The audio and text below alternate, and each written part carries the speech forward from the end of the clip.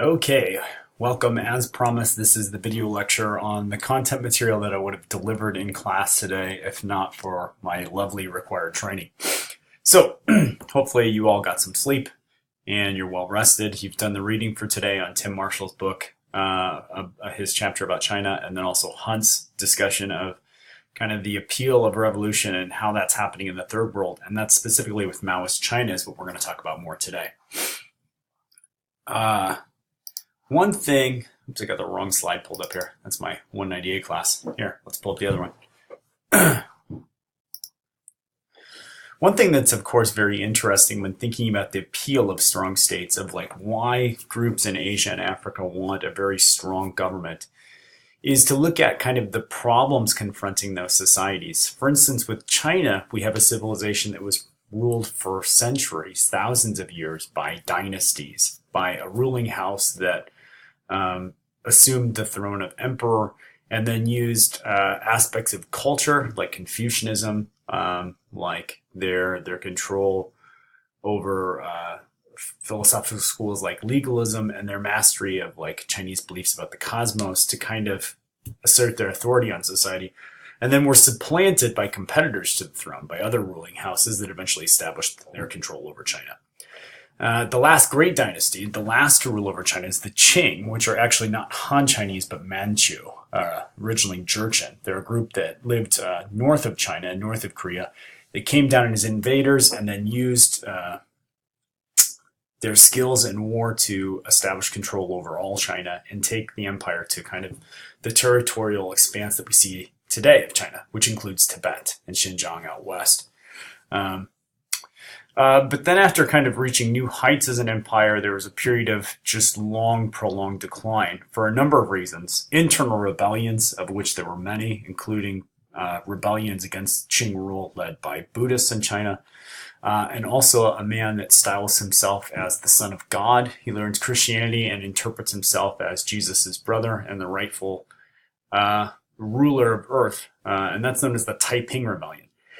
This, along with costly expenditures in terms of infrastructure, but also corruption in the Qing government, lay a recipe by which Western powers, Europeans, come in and they kind of like keep pushing in on the Qing and pushing them back, and creating more and more problems, until we basically get a weak state, even though it rules over a large territory that is dominated by foreign powers, and the foreign powers are many. They include the French, the British, the Russians, the Japanese, and even at times the Americans.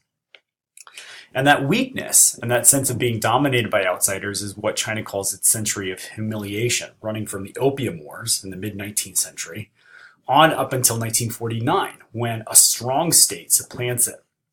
Now, in between the Qing, whose last emperor abdicated in 1911, we have a series of political parties and movements that try and establish themselves as the ruling government of China. The most successful prior to the communists was the Kuomintang, established by Sun Zhongshan, or Sun Yat-sen, who was eventually succeeded as head of the country by Zhong Jie-shi, or Chiang Kai-shek. And Chiang Kai-shek will fight a war where, as the government in power, he will try and stamp out communism for many years.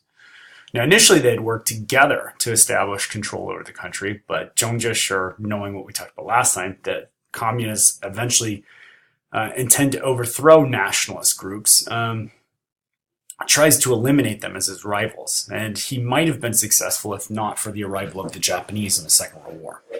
And over the course of the Second World War, the communists grow in numbers, and they also grow in their appeal to the citizenry. And one of the reasons for that is because their army, what's known as the People's Liberation Army, is seen as more moral, more disciplined, and more devoted to resisting Japan than the Kuomintang and Chiang Kai-shek's army. And we're going to talk about some of the reasons why the People's Liberation Army is so popular with Chinese peasants and people living in the countryside in just a little bit. But after the Second World War ends in 1945, the Chinese Civil War is almost immediately resumed as the communist and nationalist groups are jockeying for control. Now, it looks in part like the nationalists have the upper hand. They have the more established military. They have diplomatic recognition and aid and supplies from groups like the United States. And even Stalin and the Soviet Union has signed a treaty and agreement vowing not to interfere in Chinese affairs. However, the Chinese communists, in part because of their growing appeal to the masses and their popularity, as well as their skills in guerrilla warfare, eventually succeed in surrounding the nationalists in the north, kind of surrounding them in cities and isolating them, and eventually pushing them further and further south until the Kuomintang, Zhang Jieshi and Chiang Kai-shek, okay, are forced into exile. They become a government of just one portion of China, which is Taiwan, an island off the southeast coast. And the Civil War will continue, as we mentioned last time with the Korean War. It's unresolved to the day. And we get two governments, both of which claim to be the rightful government of China, and both of which claim the right to represent China in the United Nations. Now, because Taiwan's an ally of the United States, Taiwan will hold that seat until the early 1970s, when the US and China begin what we call rapprochement, meaning they begin to have official relations with each other that eventually make them kind of not necessarily allies, but more friendly countries than they were for much of the Cold War. Okay, so as Mao Zedong, here we see standing above Tiananmen Square, okay, proclaims the foundation of a People's Republic of China and their commitment to establishing a communist society, the challenges that he faces are, one, to regain territorial control of the areas that were once a part of China. Places like Tibet and Xinjiang out west, and then also Taiwan, right, to finish the Civil War. But the challenges he faced in terms of governance also include things that the nationalists struggled for 2 decades with. And the most important is probably inflation. The ruin of the Kuomintang's currency is a major handicap in the Second World War and during the Civil War, when basically bushels of Chinese money is worth nothing. Okay. Second, since the century of humiliation, for about 100 years, China's economy has declined, and it's become very, very difficult for farmers to feed themselves. In fact, many have become like landless tenants. They no longer own their property, they work for others. And also, China lags behind in certain areas of industrialization. Now, it's important here to keep a framework of comparison. China is as big, and its territory works in such a way that it divides it up into kind of 8 different regions. So in some ways, it's like comparing China to Great Britain doesn't really make sense. It's like apples to oranges, because Great Britain would probably fit inside one area of China. And so there are areas of China like Shanghai or Beijing on the southeast coast that are very, very advanced in some ways and have a good economy. But tied together into a single economy, then it kind of lags behind. Okay, so it's fallen behind in agriculture, and it wants to catch up to what the rest of the world has in technology. The last challenge is all governments since the Qing have struggled with internal dissent and rebellion. And the communists see their biggest threat as this landlord class. Now, landlords in Chinese history are typically well-educated Confucian people who, not only because of their education, but because of their morality, wield a lot of authority in villages and the countryside, meaning people kind of defer to them. And by defer, I mean just whenever you don't feel like you have a say or the ability to contest what others say in society. A lot of societies in human history are what we call deferential systems, or systems of deference, where we think, okay, this person is above me, and so if they tell me to do something, I have to obey. And below me, people have to obey what I say and kind of give me credibility and authority in society. And the Chinese Communist Party, because it wants to, what it wants to accomplish for the masses, sees that as its primary enemy class. Now, Mao is really the first Chinese thinker within the Communist Party to articulate this. And not only that, he sees the peasantry, of which most Chinese people at this time are peasants. They are people that farm, and primarily people that don't own their own farms. And he sees this as the basis for a revolution. We mentioned this is out of line with communist theory, which says you have to have factories, and in those factories you have to have workers, and then in the cities, that's really where political power comes from.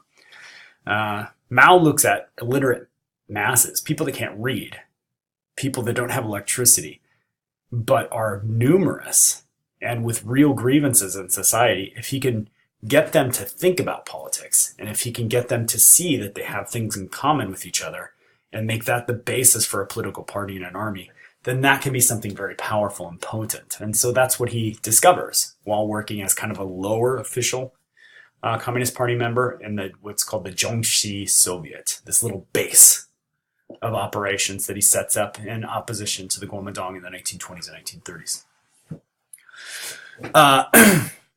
And so Mao studies what life is like for the peasants and what their problems are. And as he's doing that, he makes this system of classifications that become really important to life in China in the 1950s and 1960s, where he says at the top in the countryside in rural areas, we have these landlords. And these people that don't really perform any manual labor. They have so much land that they just rent it out to other people and take a share of their crops or grains or what they sell at the market, and thus become very wealthy. So they have lots of land, other people do the work on the land, and they get a share of those things, and they always get it. Even in times of famine and flood, their share is demanded, otherwise that person loses their livelihood. They become unemployed and they have to leave. Below them is a group of rich peasants, people that own their own land, but make money in different ways. They work their own land, but they also might rent a portion out or make loans based on the grain that they produce. And so they're becoming very wealthy as well, at least for Chinese society. Then there's the middle peasants, people that can work their land. They don't borrow, so they're not running into debt, and they don't hire laborers because they probably can't afford to. Okay.